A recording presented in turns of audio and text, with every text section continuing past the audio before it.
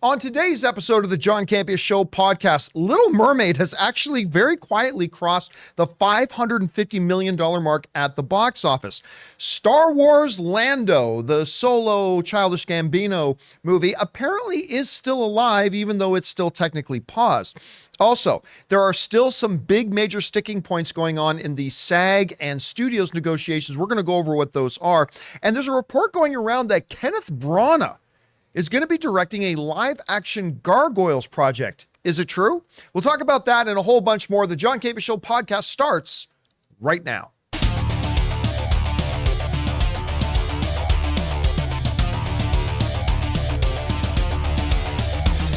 Well, greetings and salutations, everybody. Welcome to the best damn movie-related show on the planet Earth, the John Campea Show, coming from right here in our quaint little studio, brought to you in part by our friends at Mint Mobile. I'm, of course, your host, John Campea, and it is an awesome honor and privilege, as it is every day, to have you, our international friends, gather around so we talk about our favorite things in the world: movies, movie news, TV, streaming, all sorts of good stuff. Not just giving you our opinions, but trying to give you information and context so you guys can form your own well-informed opinions, whether they're the same or completely different from ours.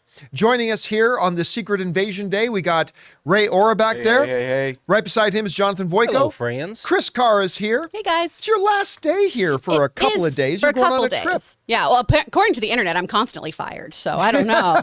But yeah, I'm going to go out of town for a little bit. My parents were super sweet, and we skipped birthdays and Christmases the past 2 years so that we can all go to London together. Aww. That's going to be great. I hope you guys have a wonderful trip. Thank you. I am not going to London, but I'm still here. My name's John Campea, and this is the show that we have for you laid out here today. We're going to talk about those predetermined topics that we laid out.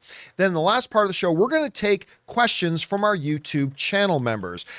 For those of you listening to our podcast, we do have a YouTube channel that we put up some individual videos on every day, and we have a great group of supporters known as our channel members, and we ask them every day for some topics that they would like to hear us discuss. Now, before we get to that, let's start things off here with this. You know, Little Mermaid is one of these really interesting box office stories to follow. Like, it was an expensive movie to make, coming at $246 million of a production budget. And despite the fact that there were some reports out there saying it spent like $75 million on its marketing budget, that was bull. It was a lot more than that. It was around 100. I talked to somebody at the studio. It was actually closer to about $120 million. Oof. So it was an expensive movie to make. Now, despite the fact that it had a really good opening weekend, like a really solid opening box office weekend, it made $95 million on its 3-day weekend, $126 million on its 5-day weekend. But of course, we don't count the 5-day weekend. We count, the real stuff like that. So Little Mermaid has done really, really well. As we go down here and take a look at this, actually, Little Mermaid is still in the number 10 position and has been in the top 10 for, look at that, 8 weeks. No other movie in the top 10 right now has been in there 8 weeks. Spider-Man Across the Spider-Verse is about to cross that mark, but it's at number 10. Now, as we go over and take a look at its actual totals, we see now that Little Mermaid has crossed $554 million at the box office. Now, it's a tale of two box office results. First of all, there's the American box office. And the American box office, it's done really damn well. It's made $293 million at the domestic box office.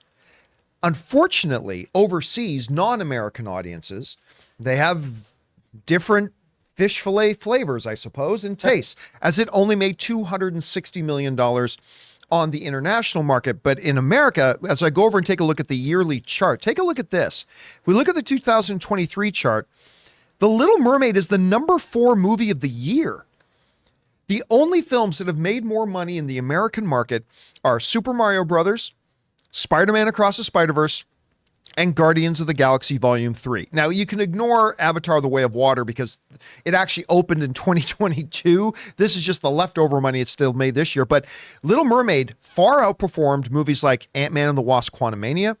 John Wick Chapter 4 made more than $100 million more in the American box office than John Wick Chapter 4 did, made nearly double the amount that Creed 3 did, made nearly double the amount that Transformers Rise of the Beast did, and made more than double the amount than Fast X did in the American box office. But that's why I was saying it's actually a tale of two movies, because while it's done that incredibly strong in the American movie theaters, didn't do so well overseas. And so there's been a lot of question mark. Like the thing launched at $95 million, and I thought this movie's going to be just fine. But then we started to see the international box office numbers. A lot of people, I admit, including me, started thinking, you know what? It's a good little movie. I don't think it's going to be in my top 10 films of the year or anything, but it's a good little movie. But I had to start admitting, I think, you know, it's probably not going to make its money. It's going to be a financial loser. Despite the fact that I think it's pretty good, despite the fact that it's doing outstanding business on American shores. It's going to be a money loser. Well, it just kept going, and it just kept swimming, and it just kept swimming, it kept swimming, kept taking that forward, advice from Dory.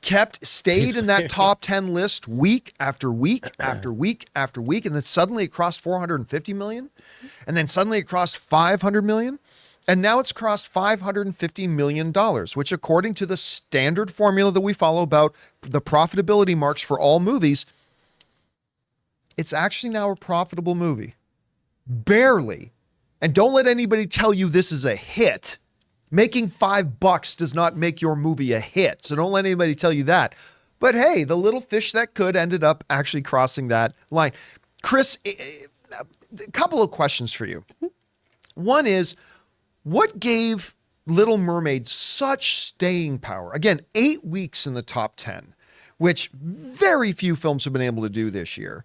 And then secondly, why has it been such a tale of two movies? That it's been the number 4 box office film of the year in the American box office market, but really kind of struggled. I mean, $260 million isn't super struggling, but comparatively to its American box office returns, it kind of struggled overseas. What do you think about all that? One of the reasons why I think it's done so well here just is because of the representation in this, as well as having a great script, in my opinion. I think some of the things that they changed and updated in the story really work. Some things didn't fire on all cylinders, obviously. I'm still not a huge fan of Giant Ursula's third act moment. I don't think it works as well as it did in the animated film. I thought that was the weakest part of the movie. Yeah, that just didn't fire for me. But I think there were so many people who just were so excited to see a Little Mermaid who looked like them. And I know I always go on about this. I know I'm a broken record. The Regal near me is just full of families who cosplay. And it's always the cutest stinking thing to see these kids run up and so many girls dressed up as the Little Mermaid who got to look at that screen and go, oh my gosh, that looks like me. I just love that. And I think that's part of it. But also I think they took what they've done well in other live action Disney movies, like Cinderella, like Aladdin, and they've taken what was on the screen before in that animated form, and then they adapted it in a way that plays for a live action medium very successfully. And Disney doesn't always do it well. They are very hit and miss with how well they do it. Beauty and the Beast, which is, I think, a perfect movie. The animated film is perfect. Maleficent. I enjoyed the first one. Didn't love it. I thought it was all right and interesting. The second one, I was like, why are we here? What is happening? But yeah, a lot of them just haven't stuck the landing because they've either tried to stay too close to the thing, and it's a shot-for-shot remake, kind of like when they did Psycho, exactly the same. Right. Or they take really big swings and it just doesn't pay off. So I think they really figured out the formula on this one, in my personal opinion. I know it didn't work for everybody. Now, overseas, there are a lot of other issues, just one being personal taste or cultural taste even, because we've seen how the Fast and Furious movies blow up over there. They love our action-packed, high adrenaline films in overseas markets. Right, but they don't do so great here. Exactly. There is obviously, too, the elephant in the room is there is the conversation about racism when it comes to the casting of this film. And The Guardian did a really great article, as did CBR, about a month or two ago about the backlash and why it wasn't performing, particularly in countries like China, just where we have had issues where posters have often been blue washed, right, for The Little Mermaid or the Star Wars films with John Boyega. So that's something that's a whole other conversation, obviously, that I am absolutely not equipped to handle or lead the charge on. But it definitely needs to be addressed that if there is systemic racism, that a recasting of a character could be problematic. But then I also go back to the Fast and Furious movies, which are incredibly diverse when it comes to casting. So it could just be, hey, we really like your high-octane films. We don't like your more family-oriented films. It could be they have some deeper-lying issues there. But it is very interesting just to see how differently these have played out in different markets. You mentioned, too, like, with adding some diversity to it with Halle Bailey. I agree, but I think it's also important to keep in mind that that wouldn't have mattered if Halle Bailey didn't kill it. And that to me was the key thing, right? Like you could have a little white girl with red hair, and if she's great, wonderful. But if she stunk, Wouldn't have mattered. Absolutely. I think the same thing is true here. You bring in Hallie, who brings some diversity to the screen, and that's good. But if she's not a world-class, punch-you-in-the-face vocalist. Oh, yeah. Talk about the pressure on you, too, right? Yeah, and that's what made the movie work for you. She's, like, again, I don't want to make everybody hate me. I don't particularly care for the original Little Mermaid. I don't hate it. Don't hate it, right? But Hallie is the one that sold me on this when I watched the movie. It's like, this girl I'm watching a superstar. Absolutely. And like that combination of things is what made the movie work for me, I think. She's incredible. All right, guys, with that down, let's move on to this little tidbit here. So you guys may remember that infamous, now I call it infamous because of all the projects that, hey, this is coming, and oh, no, it's not. Disney Day, Investors Day, big streaming presentation that they did like 3 years ago. It was a good one. Oh, it was great. Everything seemed so great and Star Wars filled then. There were rainbows in the sky, dogs and cats were living together, and, you know, they announced this incredible presentation where, you know, they were going to do this Rogue Squadron movie. They brought her out on the tarmac with a life-size X-Wing fighter and all that kind of stuff. Well, that's gone. Fantastic Four was announced. We still don't officially know who the cast is. But one of the things that they announced was that we were going to see Childish Gambino, Donald Glover, in a solo, no pun intended, Lando series, I think they said at the time. Then that kind of evolved into a movie maybe, and that anyway. Now, like some other projects that were announced, it just kind of fell away. But unlike some others, it was never officially canceled. And now word has come out that the official status of Lando is still, it's alive, it's a real thing, only it is on quote-unquote pause. This comes to us from Screen Rant, who wrote the following. However, 3 years on from the project's announcement, Lando writer Justin Simeon has confirmed in an interview with The Direct that the show is currently still on pause. When asked about whether Lando will still happen, Simeon replied. By the way, Simeon used to be a publicist for Paramount, and I used to have to work with him in my early days of my career. To see him like blow up the way he has is amazing. Anyway, that's great.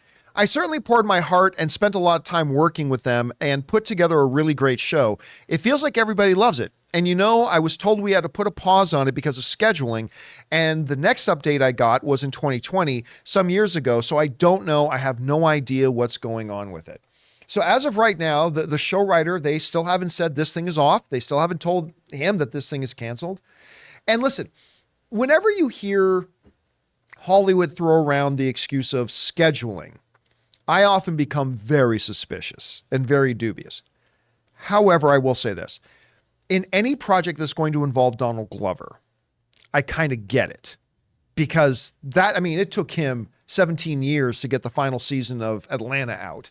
It becomes a very real thing. Now, do I think they should do a Lando show? I actually don't. I don't think they should. If I was an exec at Lucasfilm, I would recommend that we not do it. It's just that Solo was, as much as I enjoyed the movie, it was a bust. The Solo movie was a bust. And I hate saying that because, again, I am somebody who enjoys that movie. I like that movie. It is a thumbs up movie for me. But it was a bust. And I don't think you need or should spend more of your time and resources reliving that iteration. Now, if they make it, will I be interested in it? Absolutely. I have actually become a big Donald Glover fan. And I really did like his Lando in it. And knowing he was given the actual blessings of the original Lando, and then saw the way he performed it and played it, I'm a fan. So if they do make this show, I'm there. I'll watch it for sure. So I don't think they should do it. I would be interested in if they did, but I ultimately don't think this is going to happen. I think this is just eventually going to be sitting on the shelf for long enough that it'll pass. How do they open Lord of the Rings? From rumor into myth and myth into legend. And that's what I think is going to happen with Lando. But anyway, you read this report, you hear about this. What do you think the status of Lando is? I think that this is such a nothing burger right now. It's yeah, we really would like to do this thing, and it seems like you would like us to do it too, but we'll do the thing. It's that Texan quality, right? They're fixing to do it. at some point and fixing his nebulas. Time means nothing, baby. We can do that whenever we want. But I would love to have more Lando. I would love to. I don't want it to be a series either, mostly just because of the track record of Disney Plus Star Wars shows, though. Yeah. I think there's so much you could do with the Lando series that I would absolutely want to see and devour. But are they going to do it right? I don't really have the faith in it right now. I really don't. You know, things have been rushed or they spend time on things that don't need to be spent time on. Oh my gosh, is Luke going to make it out of this scenario? You know, they really focus their storylines in places that I just go, what idea went out to this one? It's really weird to me. So I don't want it to be that, but if they did do something with it, I obviously would tune in. I think a movie would be great. Donald Glover has such star power, obviously, and he was incredible in this role.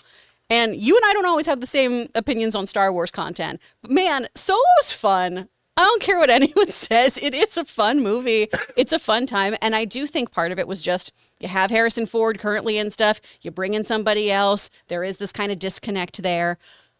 I wish they got another shot at these movies with that same kind of, I don't know, gusto that they had when they were first doing Solo. I just feel like that flame's kind of dwindling out and the time to do this is fading away quickly. All right, guys, with that down, listen, we still have to talk about the current ongoing Screen Actor Guild strike, and they just put out a document outlining some of the current sticking points that they still have with the AMPTP.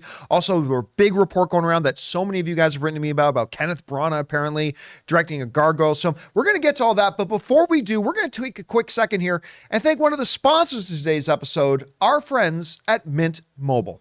We want to thank a sponsor of this video, Mint Mobile. From the gas pump to the grocery store, your utility bills and favorite streaming services, inflation is everywhere. Seriously, make it stop. Thankfully, there's one company out there that's giving you a much-needed break. It's Mint Mobile. As the first company to sell premium wireless service online only, Mint Mobile lets you order from home and save a ton with phone plans starting at just $15 a month. You guys know that ever since I switched to Mint Mobile, I've been saving almost 70% a month over my old phone plan. For people looking for extra savings this year, Mint Mobile offers premium wireless for just $15 a month. By going online only and eliminating the traditional cost of retail, Mint Mobile passes the significant savings on to you. All of their plans come with unlimited talk and text plus high-speed data delivered on the nation's largest 5G network. Use your own phone with any Mint Mobile plan and keep your same phone number along with all your existing contacts. Switch to Mint Mobile and get premium wireless service starting at just $15 a month. To get your new wireless plan for just $15 a month and get the plan shipped to your door for free, go to mintmobile.com/Campea. That's mintmobile.com/Campea. Cut your wireless bill to $15 a month at mintmobile.com/Campea.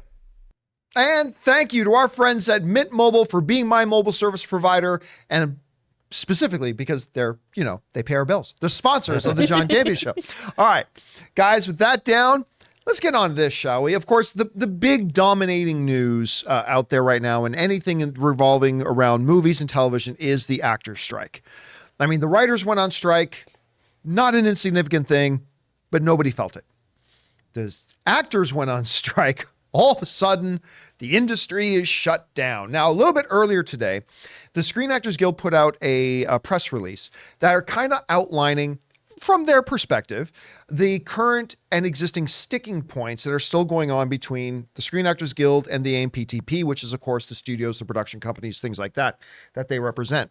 Now, the Hollywood Reporter put out an article that basically highlight, while there are many things in in that document, I think a lot of them can be easily probably addressed and settled. But the two main sticking points from the perusal I gave to it seem to really revolve around, surprise, surprise, money. And the other thing is the implementation of technology and AI and digital likenesses. So I pulled out this couple of paragraphs from the Hollywood Reporter. I think it's worth reading a little bit at length here to give us all a little bit of context. So here it goes. When it comes to general minimum rate increases, obviously the money, the unions doing what they should do. They're trying to get more money. The price of inflation is going up. The value of the dollar is going down. If your salary stays the same, you're actually making less today than you were yesterday. So when it comes to general minimum rate increases, The union was seeking to implement 11% wage boost in the first year of a new contract, 4% in the second year, and 4% in the third year during the 2023 TV theatrical negotiations, which would be a total of 19% over 3 years.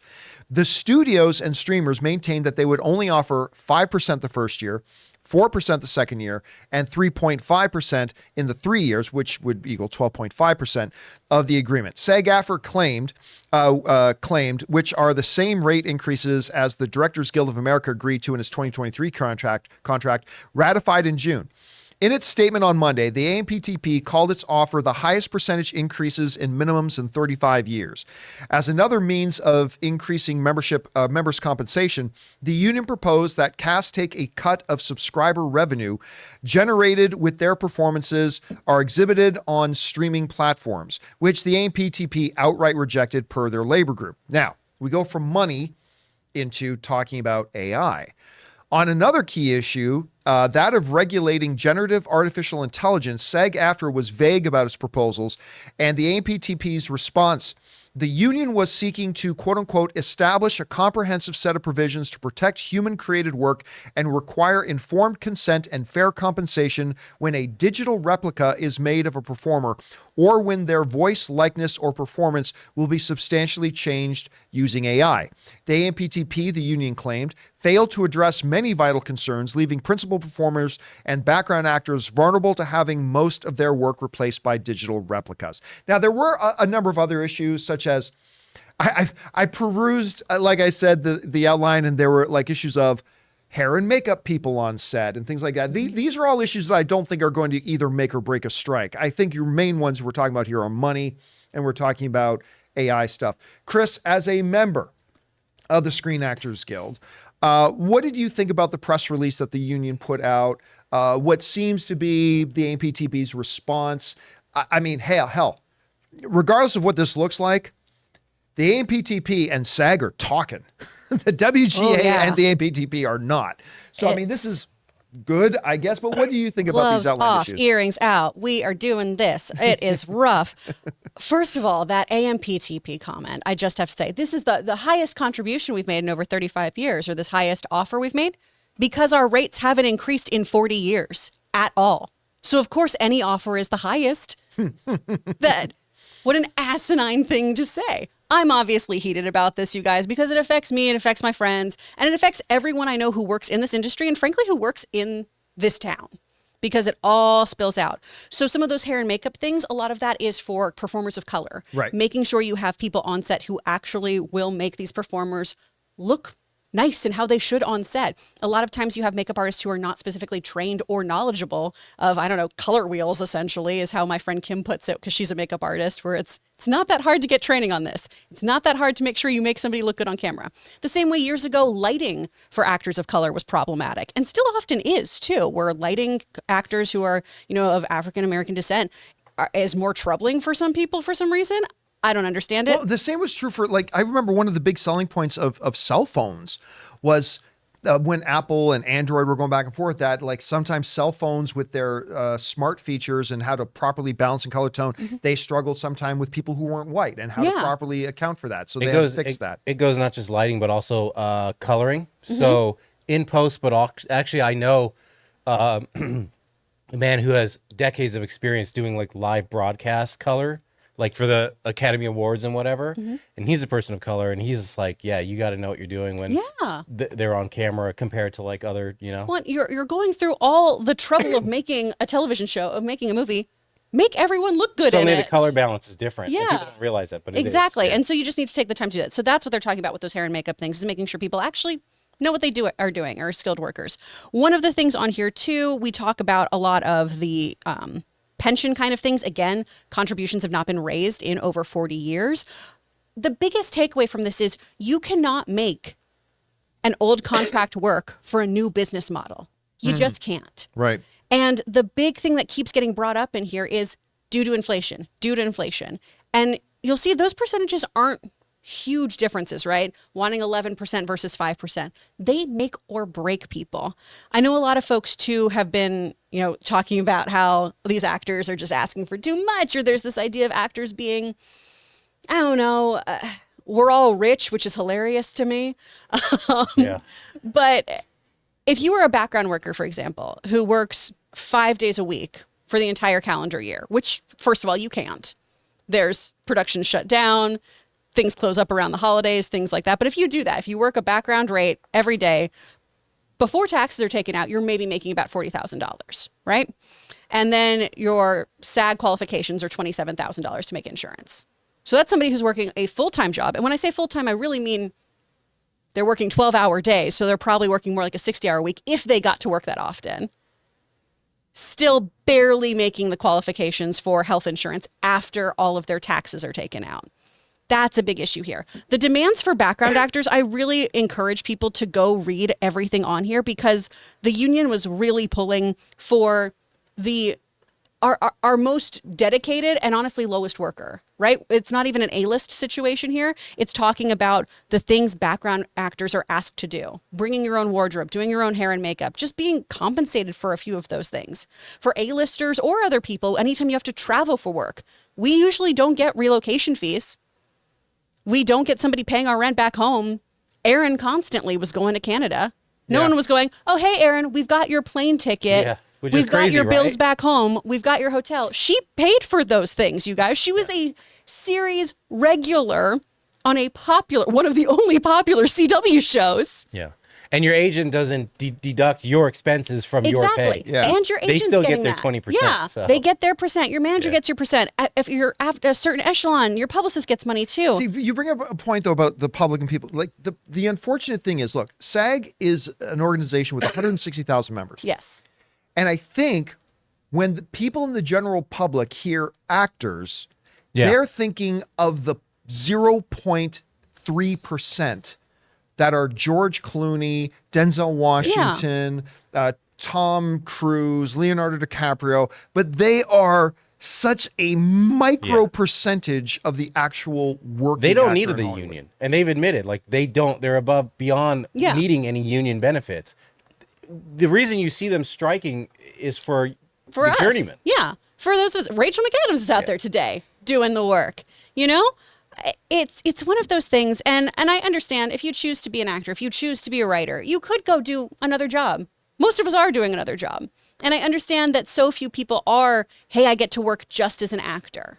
But you have to take into account that if somebody is working regularly, if somebody is working constantly, and these companies are making buttloads of money, and their CEOs, because I know that this is another touchy issue, but their CEOs are making millions of dollars. There has to be a little more down trickle. And this is any business. This is anything in the economy right now, honestly. The middle class is dying. It is non-existent. And it is because of this ridiculous infrastructure we have across all types of work. And the idea that it is normal to work 4 jobs and work yourself to the bone, it's not normal. It's been normalized. Those are two very different things. Those of you who are not in this industry and you are working so hard to provide for yourself or your family or anyone in your life or just yourself, you should see this fight too and go, that's not right. And people shouldn't have to work this hard to survive. That's the big issue. Inflation is affecting everyone. And if you look at any union, because now not only do we have the WGA striking, we have the SAG-AFTRA striking, we're looking at the Teamsters for UPS, right? We're looking at so many other people going, hey, this is a breaking point for us and something has to change. So one of the things that I would encourage people for, because I've seen the comments too, like some people saying like, well, then if you don't want to be an actor, don't be an actor. Here's the point.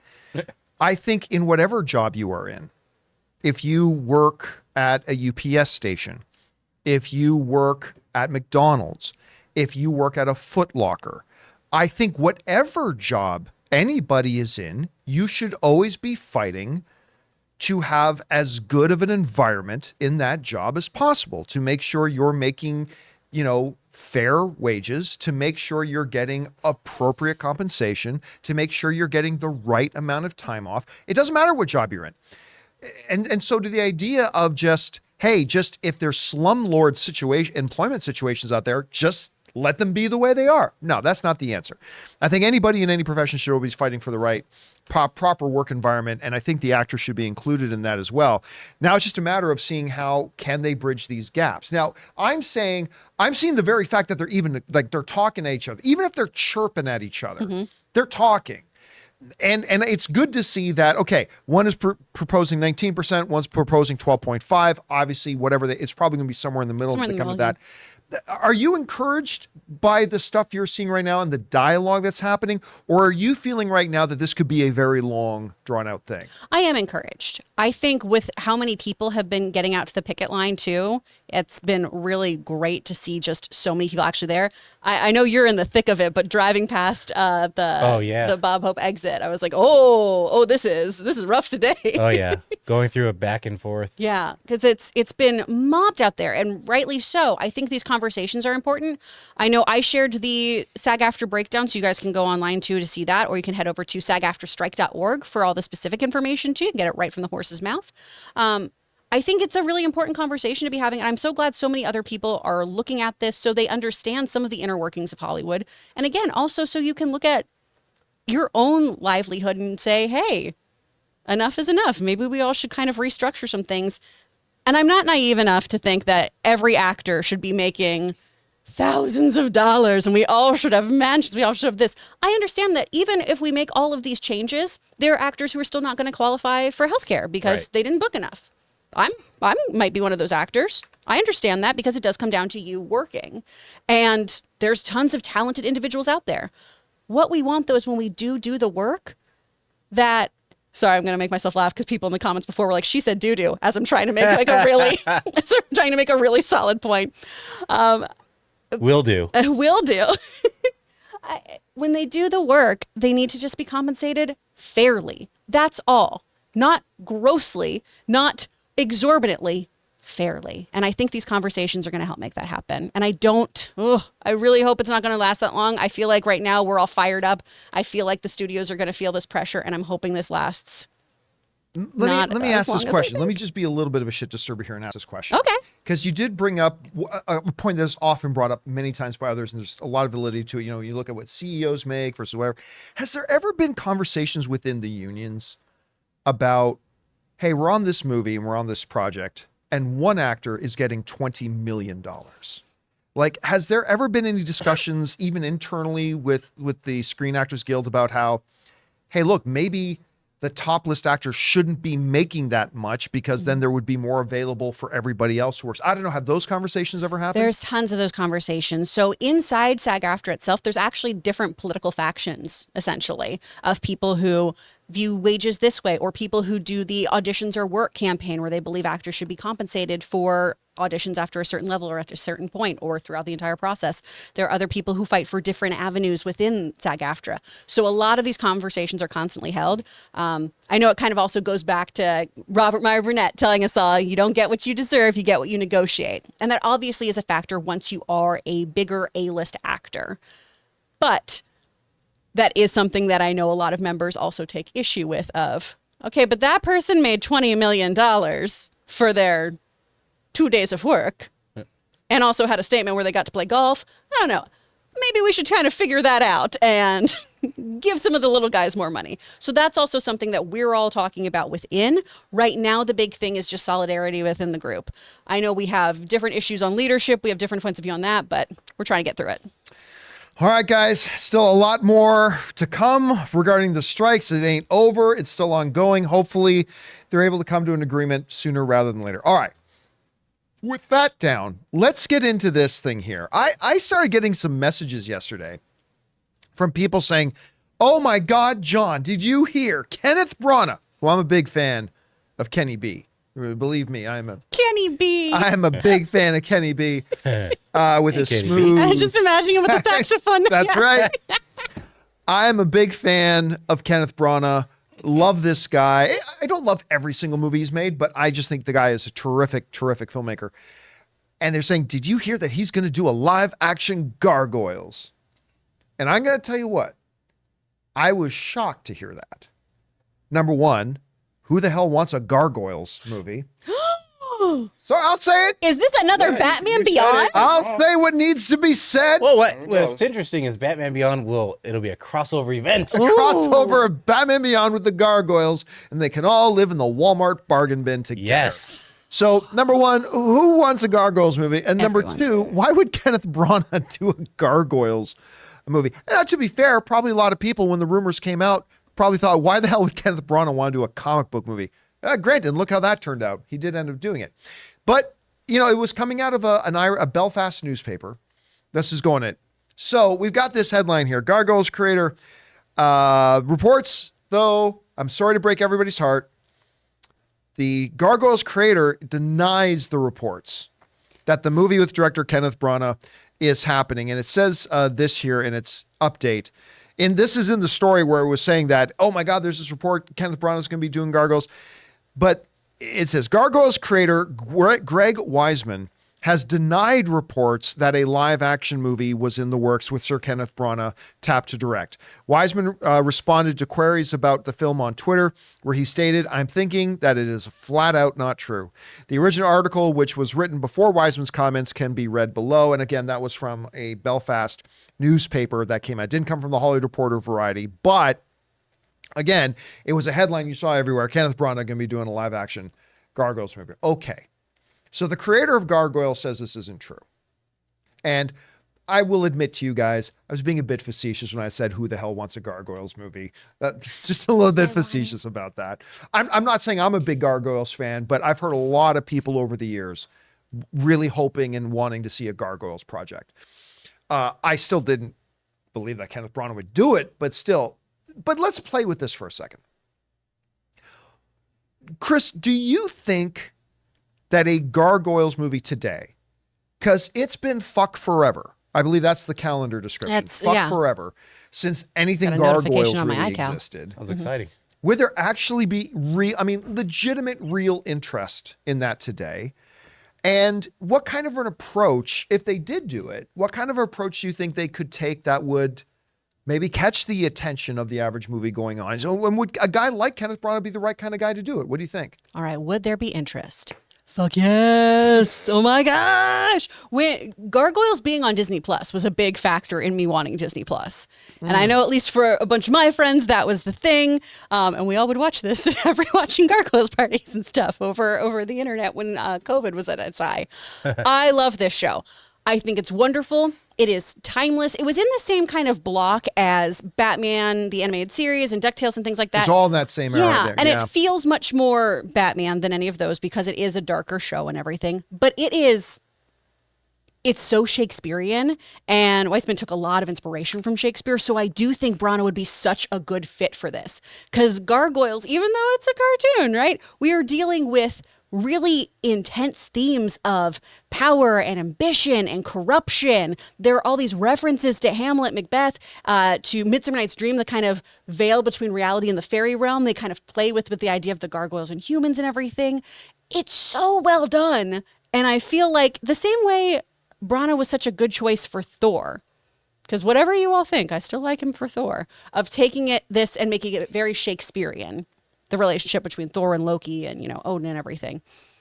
I think really playing into that with Gargoyles would be amazing. Somebody else's name has been brought up with Gargoyles before was Jordan Peele because he expressed interest in it. Right, I remember And I that. think that'd be really cool, leaning into more of the kind of gothic horror elements of this. But I think Kenneth Branagh leaning into the Shakespearean tragedy of it all would be really compelling. I got to ask Ray about this because I think of this and I just think you're probably the one in the room that watched this a lot. Were you a Gargoyles guy? Did you watch Gargoyles? It was more of Anne's show than mine. Really? Anne She's was the in the one who Gargoyles? discovered the show, and I started watching it with her, and I was like, this show is a lot more,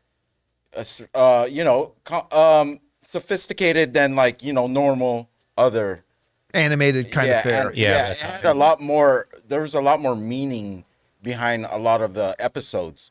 Yes, but Anne loved it. I watched it. I fell in love with the characters. What was his name? The Goliath? Goliath. And then there was it starts with an H. The big hump guy. whatever. Goliath was Hudson. the only name I knew. Hudson, because they're all named Hudson, after Hudson. streets in New York. And then they had a little dog, and they, just Yeah. the whole thing of them coming out of like a stone to like at night. Was it at night? Yeah. Yes. This was sort of along the era of like the Batman animated series, right? Yeah. It's the same era because 94. Yep. Yeah, okay. And live action Oh, it would was a look good so time to be a cool, kid. I think live action of this would look. It could really visually look was really middle good. school. Yeah. And you'll get on the bandwagon, just like you will with Batman Beyond. No, there's Yes! See this, the first trailers for these upcoming movies, guaranteed these will be upcoming movies. I mean, Gargoyles could win me over. Gargoyles could totally win me over. I could totally see that. You'll never get me on board for a Batman Beyond. Oh yeah. That'll never happen. Gargoyles, I could see happen. But unfortunately, again, according to the creator of Gargoyles, they're saying that this isn't true. So keep your eyes open for it and let's see what transpires. All right, It's so guys. true. With that all down, we're going to move over now and start taking the comments, questions, and topics that our YouTube channel members have been sending in for us to address. Now, before we do, though, we're going to take just a quick second to thank another sponsor of our show here today, our friends at Birddogs.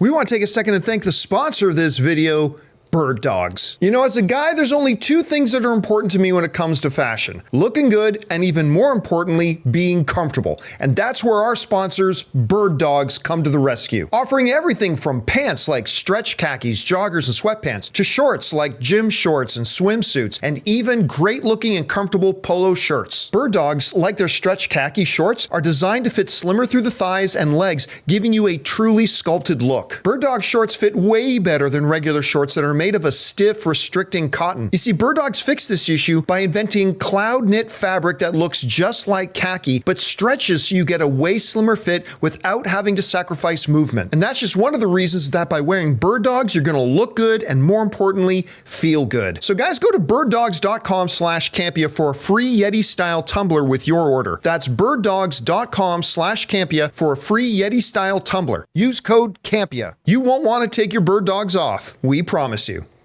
And thank you to our friends at Birddogs for sponsoring this episode. All right, guys, with that all down, let's get over to our channel members' questions. Jonathan, what do we got? All right. Miss Kino writes, do you guys think that the amount of rumors and leaks for Deadpool 3 can lead to fans being disappointed to the level of Multiverse of Madness? Yeah. I mean, listen, yes, but that's all. Like, I'm going to say this with love, and I'm talking to myself as well, okay? I'm going to say this with love, but I'm also addressing this to myself. It's your own fucking fault.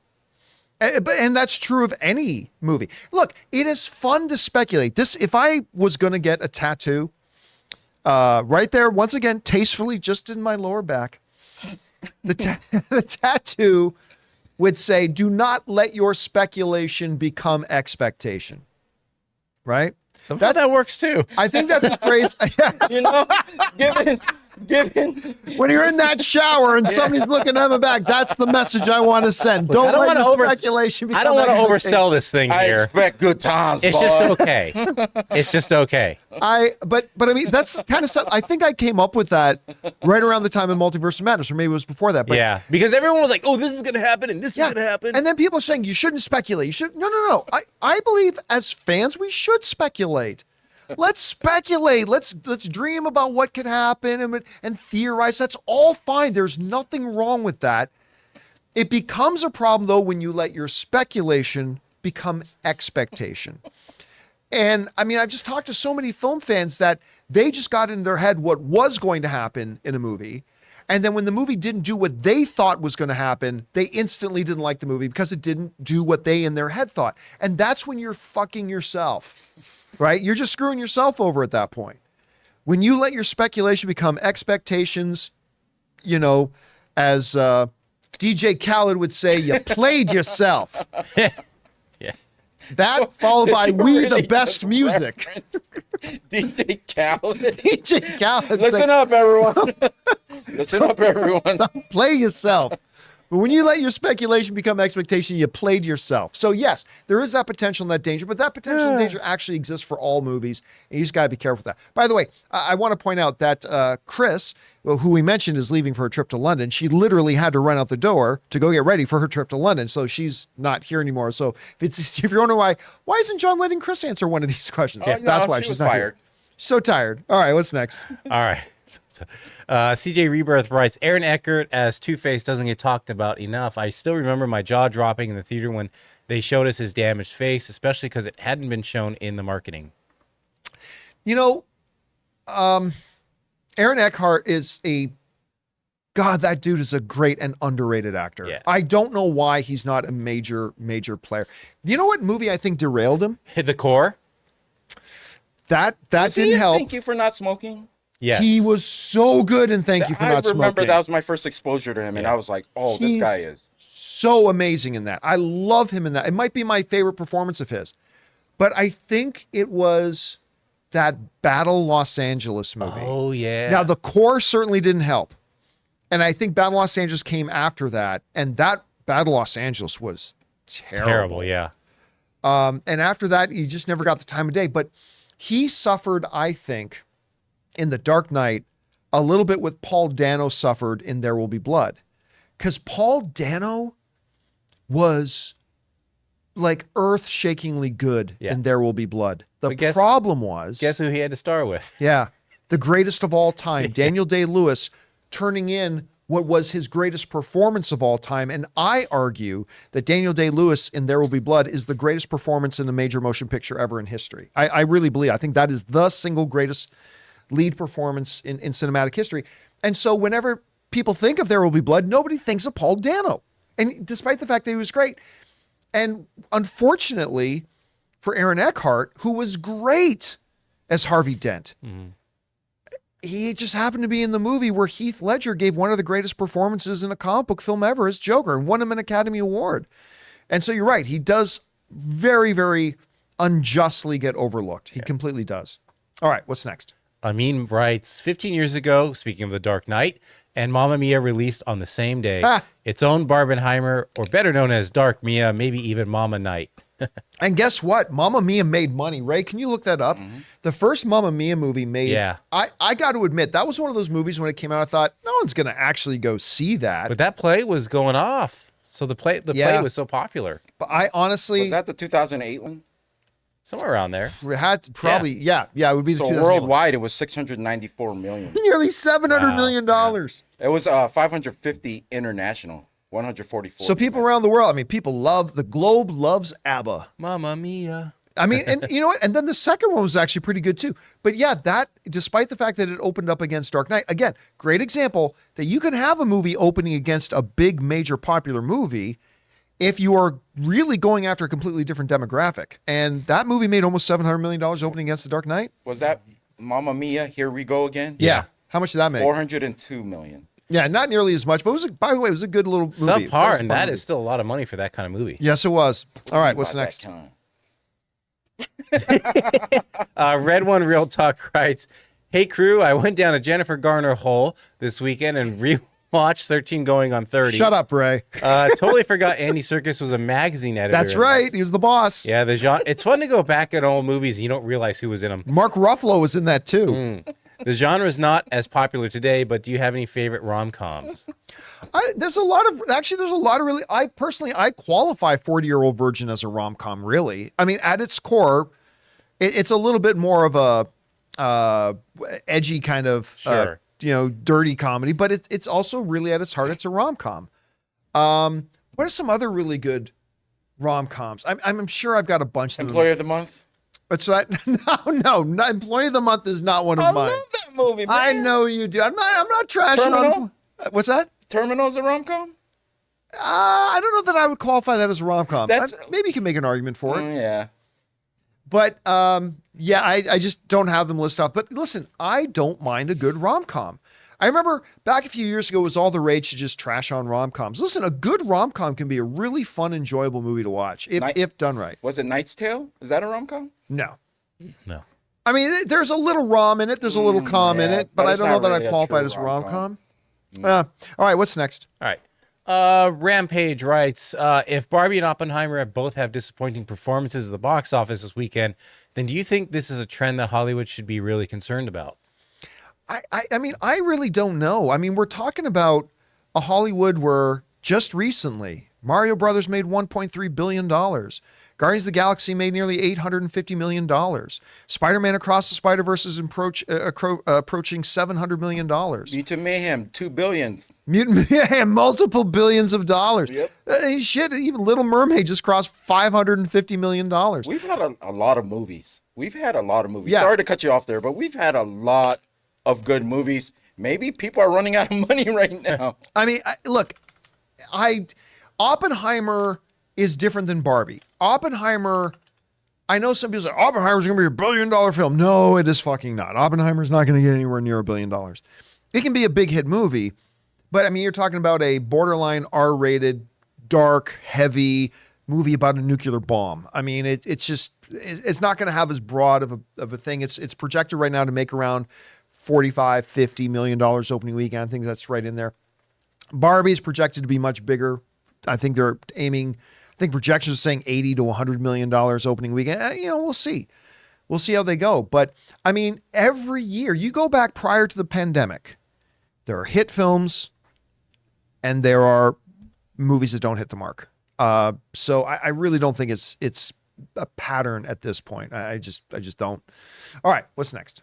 Okay. Raphael writes, look for a 1981 movie called Looker, written and directed by Michael Crichton, starring Albert Finney and Susan Dey. It predicts the use of digital actors, sort of in a weird science kind of way, but yeah. I think it probably the Jetsons, there was also predictions of that if you go back to the day. I mean, yeah, I could probably see that. Look, you could also say that Aliens, forecasted FaceTime.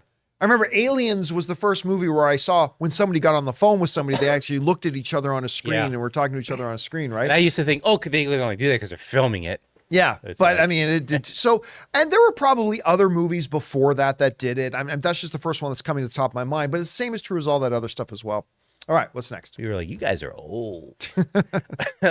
Jesse has a turtle writes, finally been using MoviePass this last month and I'm enjoying it. The biggest cons are the credit system is more incentivized, so you watch movies early in the week and there's no option for pre-purchase my tickets. But I've been mainly using it to watch movies I wouldn't normally have gone to see.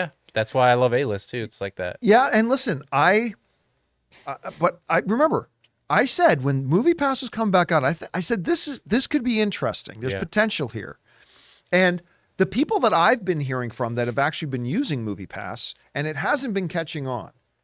But I have heard from a number of people who've been using Pass to say it's been a pretty positive experience. You just got to remember, guys, the guy who is running MoviePass now is not the clown. Is not the car clowns that were running it before when they ran into the ground. This is a totally new owner who actually created MoviePass when it was still a good thing. Then these clowns took it over, ran it into the ground. Now he's back running it again. And I'm hearing it's a pretty good look. It's nowhere near as good as AMC A-List. If you live close to an AMC, just get that. If you don't live close to an AMC and you live close to a Regal, Regal's Unlimited program is not as good as AMC A-List, but it's good. Get that. So, but if you're not right close or right beside a Regal, and you're not right close or right beside an AMC, I think you should probably give MoviePass a try. But their biggest battle from the start was getting that trust back. There's a lot of people with PTSD from trying to cancel their memberships, being charged extra months. Maybe they should have even changed the name. You know what I mean? Yeah, I mean, there's a really good debate to be had there about that, because the pros and cons of keeping the name MoviePass. The pro, instant name recognition. Because one of the big things about trying to launch any service is to get people, like how many startups, Juvify, Geekable, Gapada. Did you see that South Park episode when they're trying to think of a company name? No. I don't remember that one. Okay. But that's basically right. Like, and you're trying to become a part of the consciousness. MoviePass is a name that is already recognizable and in people's consciousness. So that's the big pro. The drawback of that, though, is that part of being part of the consciousness is the negative connotations, the PTSD, if you will. I was like, I still remember showing up to a movie theater, and it was the Jennifer Lawrence movie, Red Sparrow. Yeah. That was opening up the same weekend as Bruce Willis. Expendables? No. It was the remake of the Vigilante movie. Yeah. The classic Vigilante movie. Why am I? Come on, Jonathan, you should Bronson know this. Death Wish. Death Wish, right. So it was, those movies were opening up on the same weekend, right? And I remember that this is, I mean, I was always getting really pissed off at MoviePass, but this was the experience that really pushed me over the edge. So Death Wish bought a whole bunch of advertising on MoviePass's app. So they paid MoviePass a bunch of money to, when I opened up the app, it was like, go see Death Wish this weekend, go see Death Wish this weekend, go see Death Wish, right? Well, that weekend I decided to go to my AMC and I wanted to go see Red Sparrow. So I get to the kiosk, I get to the thing, open up my app, check in like you're supposed to. It's like, okay, the movie I want to watch is Red Sparrow. Why is Red Sparrow grayed out? Well, because Death Wish paid them money. Yeah. And that was basically the old ownership of MoviePass. They were extortion artists. They were blackmail. It's like, hey, it'd be a shame if our MoviePass users couldn't go see your movie. You might want to pay us some advertising money. And just when they literally, it was fine that they were advertising Death Wish. That was fine. But when they literally went, well, Death Wish paid us money, so we're not going to let our users go see the other movie that's opening that weekend. That's when I went, fuck these guys. They were getting desperate at that point. Oh, yeah. And then people trying to cancel and even still getting charged after they can't. I mean, it was a mess. So I hope this guy's able to come back and make it succeed. But you're right. It's going to be a big uphill battle. All right. What's next? Amin writes, when will they officially announce Kathleen Kennedy is leaving Lucasfilm and revealing who the new president is going to be? Like I've told you the whole time, sometime between after Indiana Jones and the Kingdom of the Crystal Skull, Indiana Jones and the Dial of Destiny, and the end of the year. It's going to be, it could literally happen tomorrow. It might not happen till the December 24th, but it's going to be sometime between Dial of Destiny and the end of the year. All right, what's next? David Coca writes, greetings from Hamilton, John. Nice. Thoughts on Kenneth Branagh directing the live-action Gargoyles movie? He's so excited. I love the cartoon back when I was a kid. Yes. So I clearly wrote that in before we covered it. The creator of Gargoyles has debunked it, so unfortunately it's not happening. All right, what's next? All right. We'll go King Daddy Goat writes, hey guys, I hope all is well. I don't say this because I hate any of the Marvels or the actresses or characters, but I think the Marvels will do the poorest of all MCU movies. Not because they're bad, but the general audience doesn't know what's even going on here, unless they watch the shows on Disney+.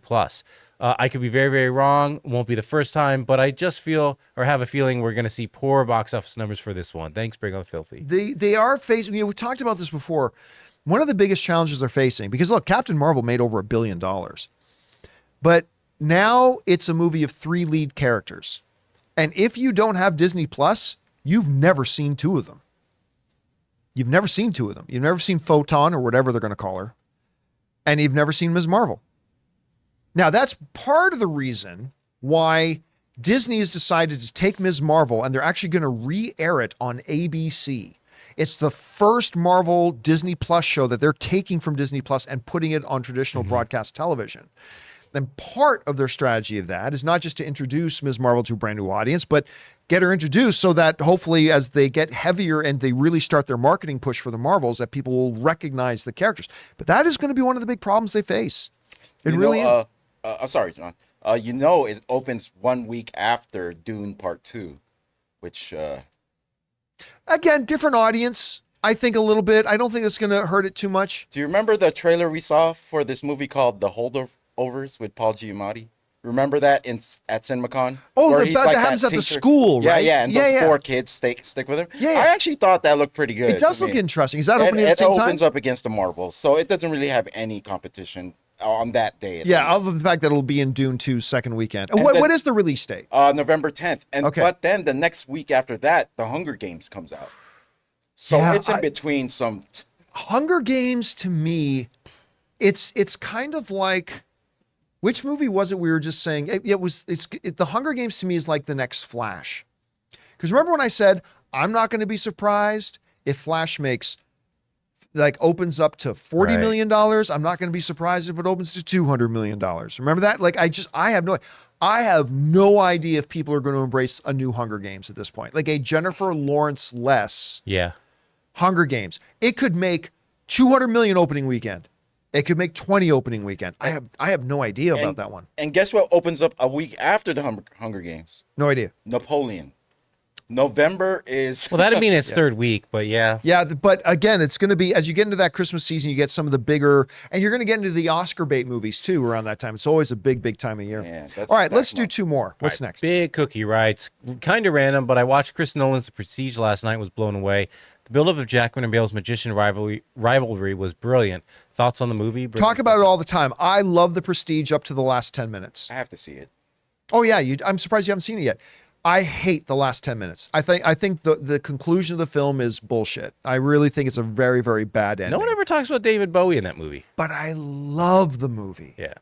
I love everything up to that last few minutes. I absolutely love. Like, it's, a lot of people say, well, if the ending of the movie's bad, it ruins the whole movie. Nah, the movie's great. It's a great movie.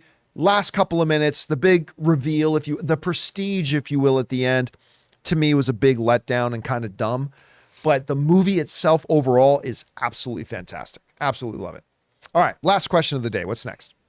Okay, we've got Callum who writes, hey, y'all, do you think it's time to reboot The Hangover? Even though I'm a fan of the original trilogy, I think a reboot with new characters could be fun. Maybe they could do a gender swap. Thanks, Bring on the Filthy. I don't think that's the type of movie you reboot. Yeah.